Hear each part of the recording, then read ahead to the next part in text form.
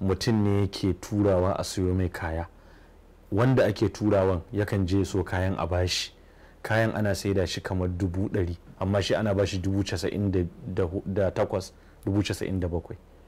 Idan da yake ku yana biyan kudi ne sai a baya biyan kudi, karbuwa yake sai ya kawo mashi mai saidawa, amma in ya kawo mai sai ci a 100,000 aka bada, shi karbi riba, shi karbi riba, ya mai da uwar kudin, ya mai da uwar kudin, ya mai da dubu. Shi sa manzan ya ce alkharaji bi daman, na ba cin bashi sai ba ci riba, shi za a doki nauyin bashi, za a doki nauyin asara.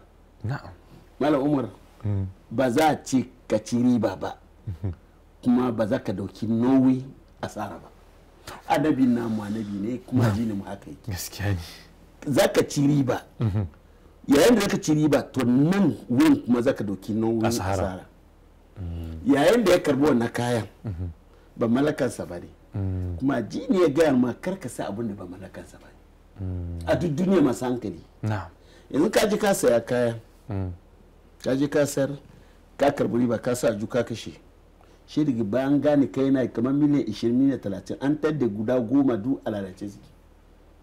Ba zai doki wannan nawa. To ba wanda ya ci riba kuma baka da kobo. Abu ɗaya ne ka ce zama maka customer dillanci ana yi. Cin na da customer ga kayan da ake sai ka bani dama in je maka ciniki. Amma dora na wa kai. I baka izini sadda shi. I baka izini ka kara wani ba laifi ba ne. na'am Ka zama wakilinsa, amma ka ji ka sayar ka ciro riba ba naka ba, ka kawo masa wannan haram ne. na'am Allah ya saka da alkhairi.